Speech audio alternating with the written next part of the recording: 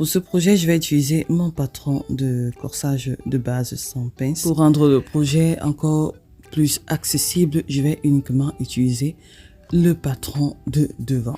Pour toute personne intéressée par le patron de corsage de base, la version PDF, c'est elle que j'utilise pour ce tutoriel. Je laisse le lien là-bas en description pour commander le vôtre. La modification peut se faire directement sur le patron, comme ceci. Il faudra juste mesurer la courbe de la manchure ici. Donc je mesure comme ceci à l'aide de mon mètre ruban. La valeur que j'aurai trouvée, je vais la diviser par 2. Je vais tout simplement plier mon mètre ruban comme ceci pour avoir la moitié. Et cette moitié, je vais mesurer à nouveau la courbe de la manchure en allant dans ce sens. Donc je vais commencer sur le côté en remontant. Et je m'arrête au niveau de la moitié, c'est-à-dire ma nouvelle mesure en fait. Et là, je vais tracer un trait ou tout simplement plier. En gros, voici la transformation qu'il y a à faire. Vous pouvez vous arrêter à ce niveau et c'est bon. Mais je voulais les fronces sur mon vêtement. C'est pas obligatoire, mais moi je voulais les fronces sur mon vêtement. Alors dans ce cas, il faudra transformer le patron autrement. Je m'explique. Alors voici par exemple mon patron décalqué et j'ai besoin des fronces en plus sur mon modèle. Ce que je fais, c'est de mesurer cette partie. La valeur que j'aurais trouvée, je vais la diviser par 2 et cette moitié, je vais prolonger sur le milieu devant là. Et je vais rajouter. Ça va me faire le surplus pour les fronces. Et là, ça donne quelque chose comme ceci. J'ai rajouté juste la moitié de cette mesure. Mais si on veut encore beaucoup plus de fronces, la valeur qu'on aura ici sera la même que l'on va prolonger de l'autre côté. Et là, notre vêtement aura beaucoup plus de fronces. Si on veut encore plus de fronces, on va rajouter ainsi de suite. Bon, pour ce modèle, je vais juste rajouter, voilà, pas beaucoup, la moitié. Sinon, sur ce modèle, j'ai rajouté 2 fois plus de fronces. Donc ici, le choix sera chacune en fait. Pour définir la longueur des bretelles, c'est très simple. Il me suffit juste, voilà, de mesurer la longueur totale de ma courbe d'emmanchure. L'étape qu'on a fait en premier lieu et de garder cette mesure. Donc ma bretelle aura pour longueur la longueur totale de ma courbe d'emmanchure multipliée par 2 avec une largeur de 4 cm minimum. Donc c'est tout.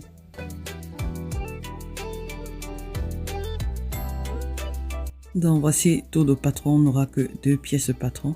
Les bretelles seront coupées 2 fois sur le biais du tissu et le patron de dos et devant sera coupé sur le pli du tissu. On aura besoin de 2 pièces comme ça.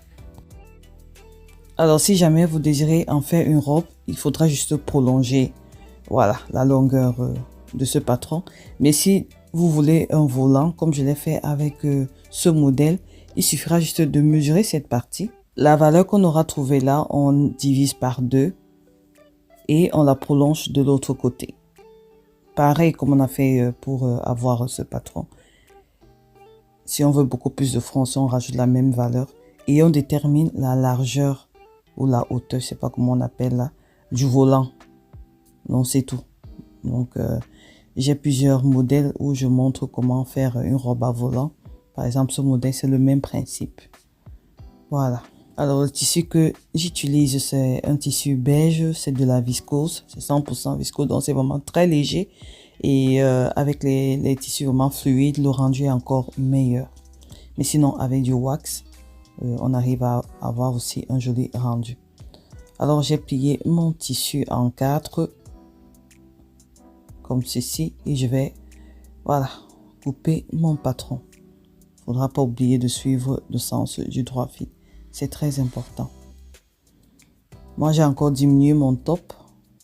Parce que je voulais quelque chose de plus court. Mais sinon, la longueur du bassin, elle est géniale. Parce que ça me permet, on peut enfiler.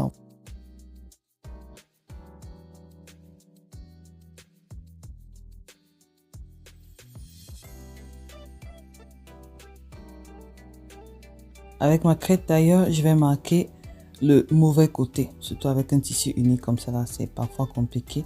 Et je marque également le cran pour le milieu devant et le milieu dos. Bref, comme j'utilise le même patron.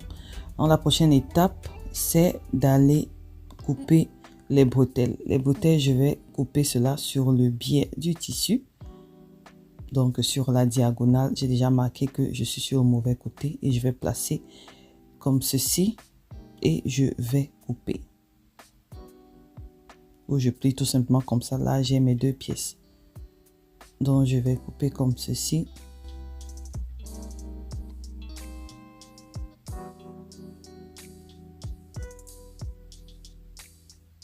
Ensuite, sur moi, je vais mesurer ma carrure de devant.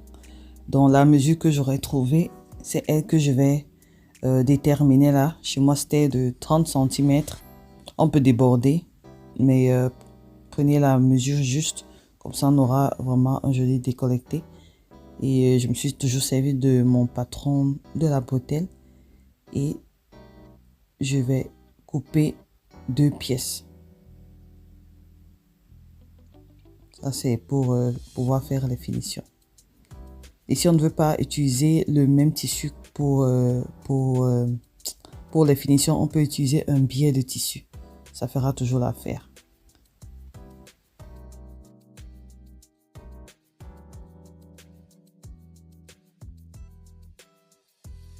Lorsque c'est fait, toutes mes pièces sont coupées. Je vais passer directement au niveau des pièces principales pour réaliser mes fronces.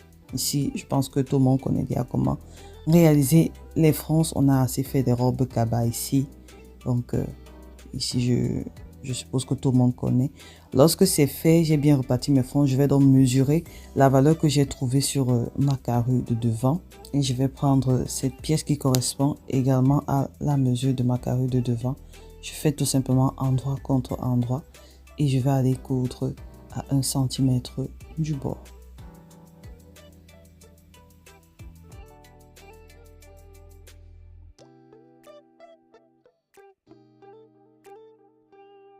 Une fois que c'est fait, je vais aller repasser à ce niveau. Je vais me débarrasser du fil là.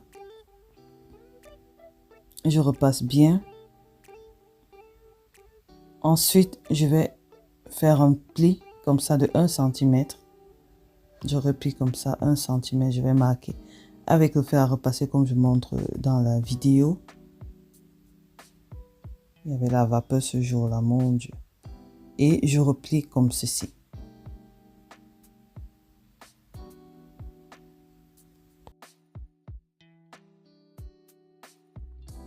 Alors, je continue de replier avec mes mains et épingler. Vraiment, cette partie est un peu technique. Donc, j'épingle comme ceci avant de passer à la couture. Alors, moi, je préfère épingler par le devant, c'est-à-dire piquer sur le devant. Parce que quand je pique à l'arrière, il y a de fortes chances que mes points ne soient pas bien faits.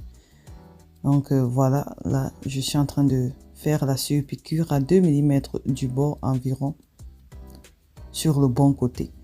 Vraiment ici, là, surtout quand le tissu est uni. Petit faux pas, on voit les défauts. Mais bon, on s'améliore au fur et à mesure. Donc, j'ai fait pareil pour l'autre côté. Maintenant, je vais placer les bretelles. Alors, qu'est-ce que je fais?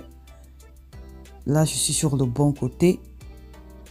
Et j'ai d'autres pièces de patron également sur le bon côté. Maintenant, je fais juste endroit contre endroit. Je vais épingler comme ceci.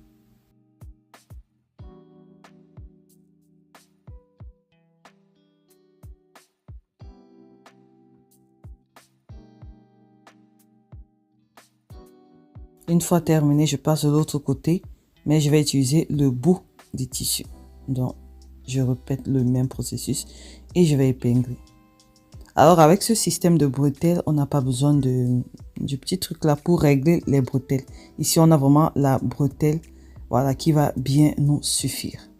Donc, si tu n'as pas cette pièce pour régler les bretelles, voici l'astuce.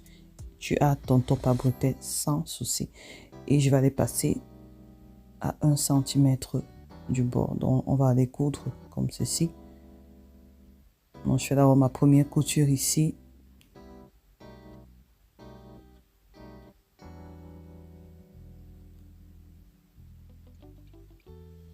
Je marque le point d'arrêt. Ensuite, je continue de l'autre côté.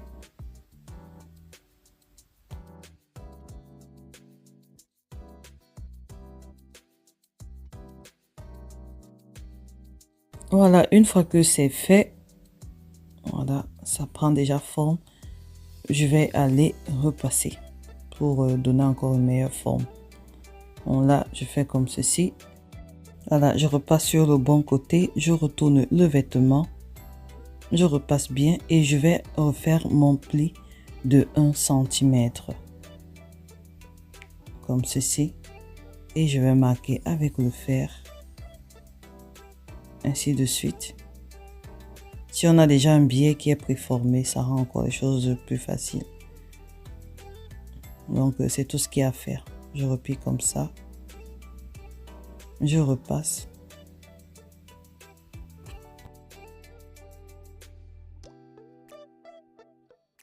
Une fois que c'est fait, voilà, je vais replier comme ceci. Je pense que tout est assez visible là. Je vais épingler. Et puis, je vais aller passer à la couture à 2 mm du bord. En fait, ce que moi je fais, c'est déjà d'épingler étant sur le mauvais côté. Mais pour aller coudre, je vais retourner le vêtement et replacer les épingles. Comme ça, je sais que je ne vais pas me rater au niveau de la couture. Parce que je préfère coudre sur le bon côté. Comme ça, j'ai beaucoup plus de contrôle. Donc, on va aller coudre là. Ici, il faudrait y aller très doucement pour un meilleur rendu. Donc, pas de presser ici là.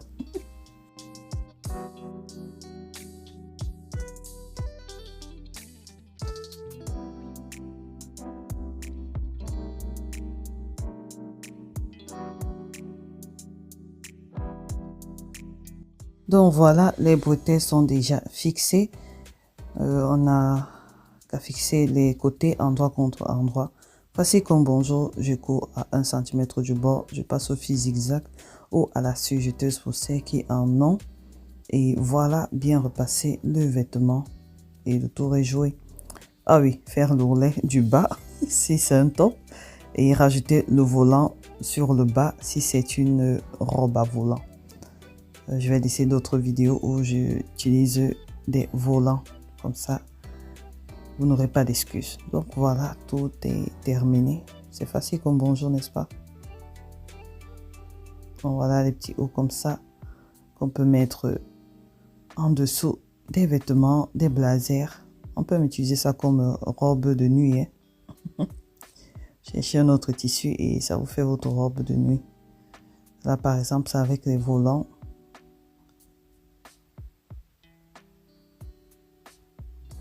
C'est toujours sur un tissu avec de la viscose et c'est vraiment très agréable à porter. Voilà mes petits, une petite démo pour vous. Là, j'ai porté celle qui est fleurie. Ici, je vous montre comment on peut porter ceci. Voilà, j'enfile juste avec mon pantalon jean, n'importe quel pantalon, en dessous d'un blazer ou d'un pull. Ça fait l'affaire. Je trouve ça très joli. Franchement, dites-moi ce que vous en pensez. Vous avez remarqué, celui-ci, j'ai pas mis assez de fronce. Comme j'ai dit, vous avez le choix. Soit vous mettez des fronces, soit vous ne mettez rien du tout. Soit vous mettez plus de fronce. Et c'est très, très, très joli. Avec le wax, c'est possible aussi. J'ai pas eu le temps de faire un wax, mais je vais le faire. Et je vous montrerai. Voilà, je vous embrasse très fort. La danse de la joie, très importante après chaque création dont j'ai dansé. Ceux qui me suivent sur Instagram, elles ont vu ma danse. Voilà, je vous embrasse très fort et à une très prochaine vidéo. Bisous, mouah, bye bye.